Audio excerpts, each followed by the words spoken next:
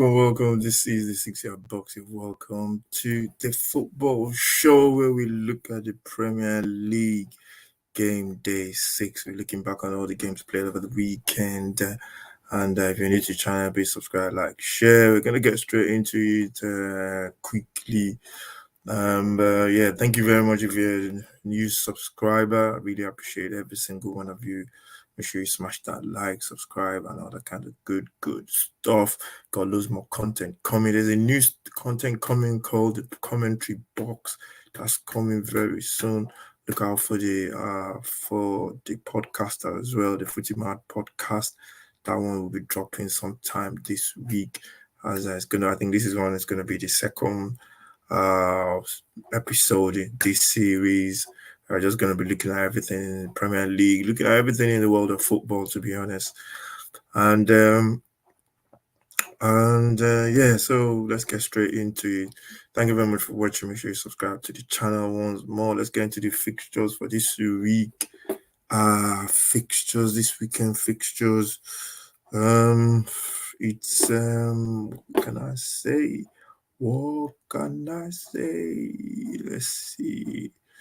Let's see what's up. Let's get into the fixtures. And let's just look at what the games are saying. So you can see that's the weekend fixtures for this week. Game day 6. And it's a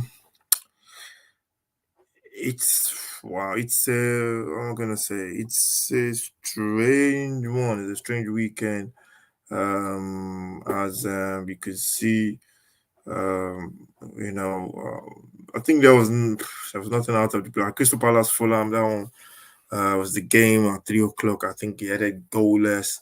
Both sides really tried to open each other up. I think it's just a case of two sides cancelling each other out.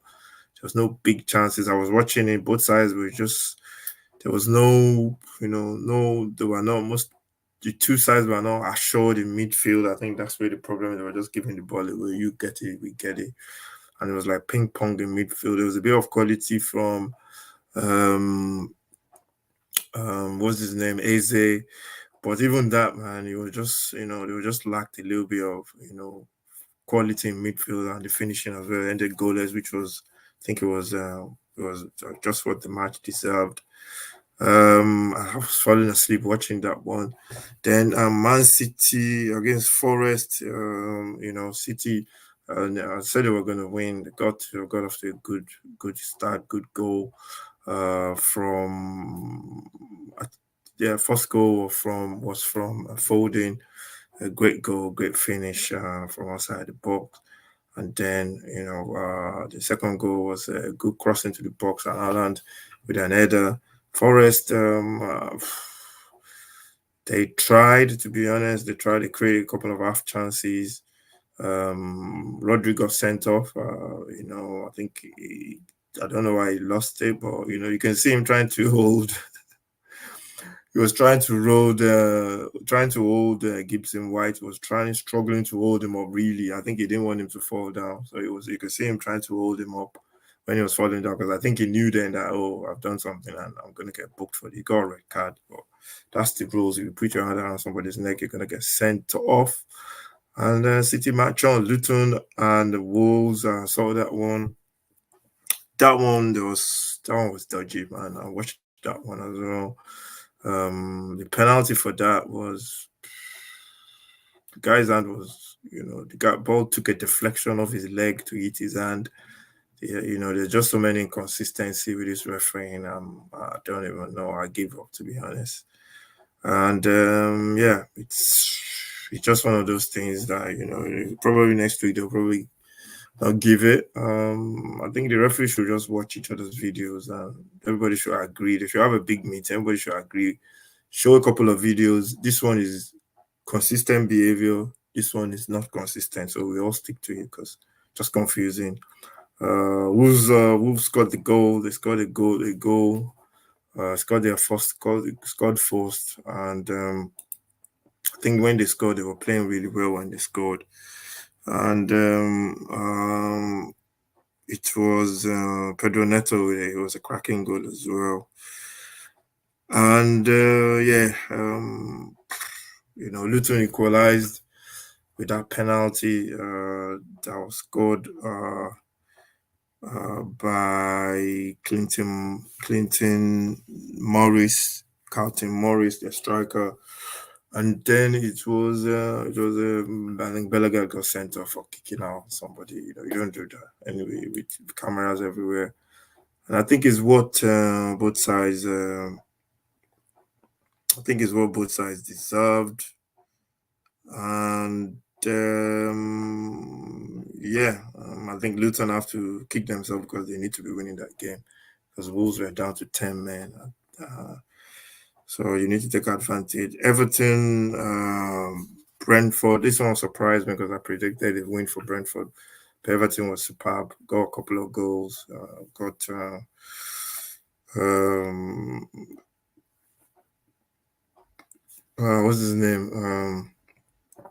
Um, Calvin Lewis got on a couple of goals as well. I think he got one, and the centre back, I can't remember his name now. He got himself on the score sheet as well, and Dakore was on to grab another goal, and James Tarkowski, that's it. And then Brentford pulled a goal back, and it was 2-1. I think Brentford actually scored first. Brentford scored for no. Abdullah Traore with the first goal. Brentford equalized, and I thought Brentford were going to go on to win, but I think played really well. I think Everton played really well. This is a game I didn't see Everton getting anything of it. That shows Premier League is you can't predict some of the results sometimes. It's just a tough league, man. You just play badly and you can get turned over. And that's a big win for Everton. That's a big win. Then we got Burnley against Man United. United had to win this one after I think it's 2 losses now. And then Burnley played well, hit the post. They could have scored first, and then you have the quality of Fernandez. You got Rashford. They're gonna create chances, and the finish was just impeccable.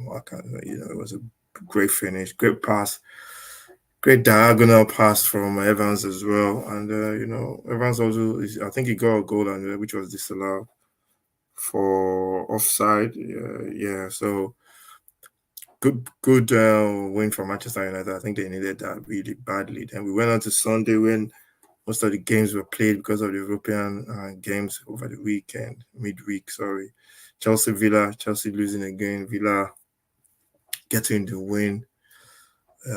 Good goal from Watkins, and I think Chelsea's problem is just they can't score to save their life. They can't stick the ball in the net. There was a play. There was a situation whereby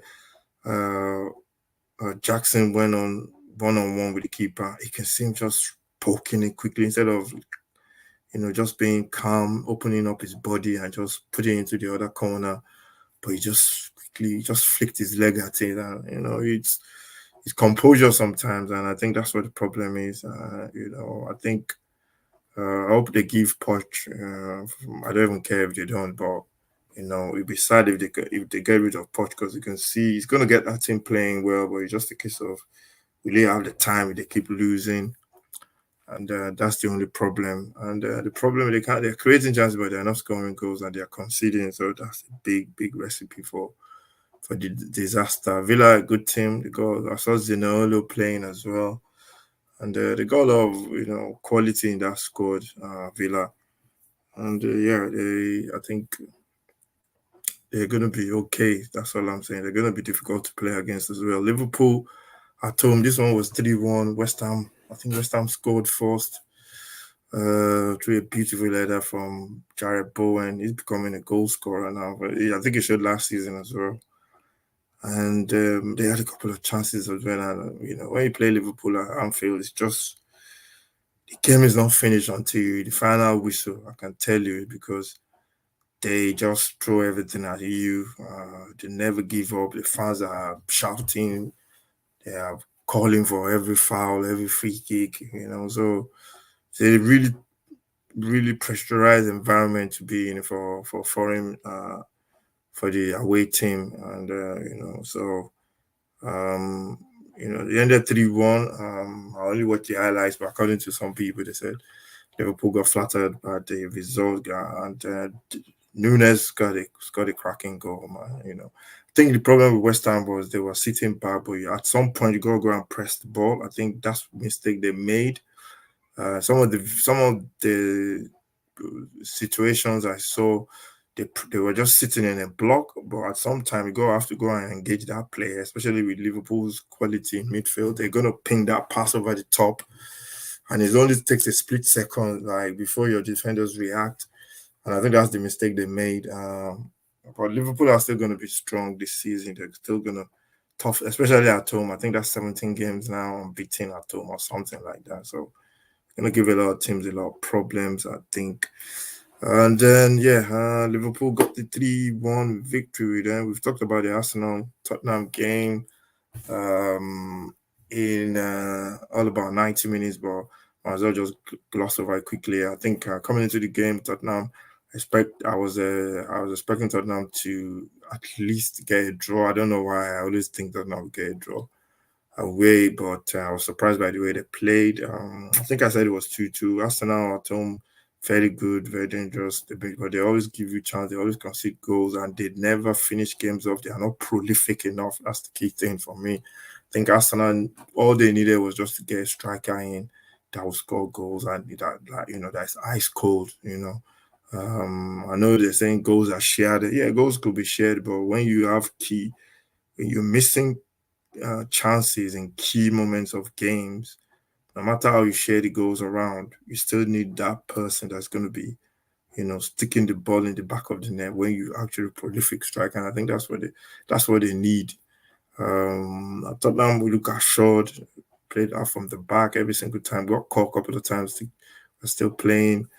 And I think Tottenham could have gone away from that game thinking they could have got a lot more from what they got. But it was a good point for Tottenham, and I think the Arsenal fans, deep down, I think they know that they definitely will be disappointed. As a Tottenham fan, I'm really happy, and we see what this new way of playing a new team will do this season. Early days, but the signs are looking very good for Tottenham, and we go up to Liverpool on Saturday, and we can see how that one, how we perform in that one as well. Brighton, Bournemouth scoring first through Sri Lanka. Brighton Bournemouth pressed Brighton in the first half. Brighton were trying to play from the back, got caught. The keeper got caught, and Sri Lanka with a neat finish. And then Brighton took over. Mitoma came off the bench with Ansu Fati, and they both make Ansu Fati, and they both made a big difference. Thomas scored with a touch, 1-2 with Fati and he finished really well. And then he got goal from a crosser. I can't believe he got into the head of that one. I think Bournemouth defensively, they just need to be sharp. You can play all the pretty football, but if you don't keep goals out, you're going to struggle. And, especially if you don't have, if you're not scoring a lot of goals. So yeah, it's I thought Brighton were going to win anyway, and it came out that way. They won by 3-1. And then Sheffield United, Newcastle. This one, I think I was watching it with the corner of my eye. And anytime I look up, Newcastle was scoring. So the 5:30 kickoff, 4:30 kickoff on Sunday, and Newcastle just tore them to shreds. And I'll say Sheffield United, the Premier League is. I think they should know that Premier League is just a different beast because you get punished for every single time you make it. Even Premier League, teams that have been in the Premier League for years, you watch them play each other. you see players make mistake, you get punished, man. You know, the quality is so different. And I know they were missing a lot of players, which people are not taking into factor. Sheffield United, I think they said they were missing 9 teams regular or something like that.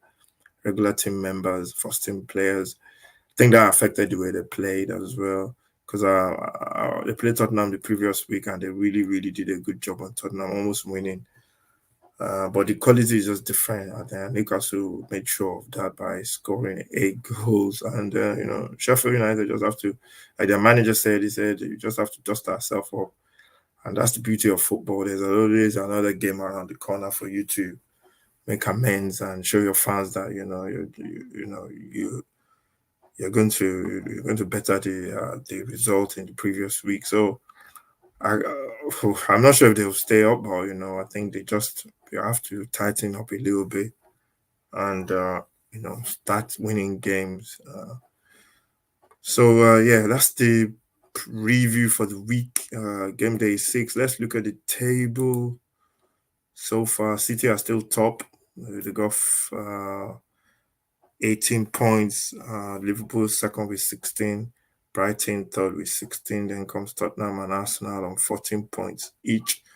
At the bottom of the table, the newly promoted sides Luton on 1 point, Burnley on one, and Sheffield on 1 point as well.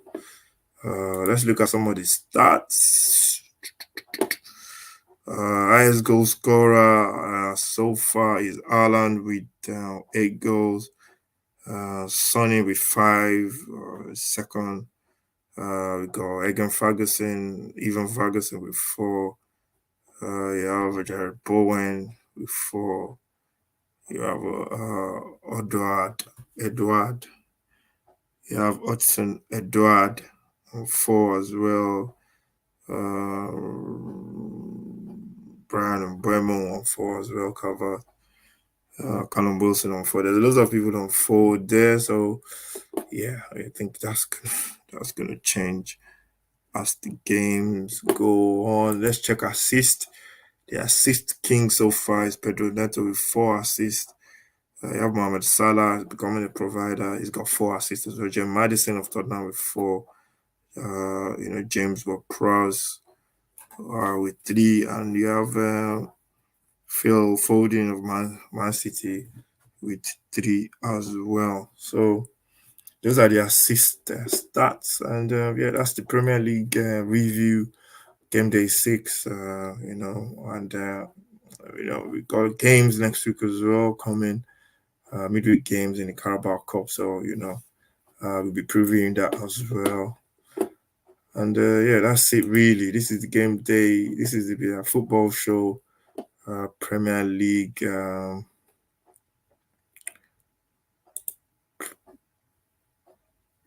Premier League, Premier League preview. Premier League review, sorry, game day 6, and yeah, it was a good week, especially with not London Derby. That game was cracking. I'm gonna watch it again, and yeah, I think all I need to say next now is I'll see you next time. Make sure you subscribe to the channel, follow, like, share. This is the football show. This is the Premier League review, game day 6.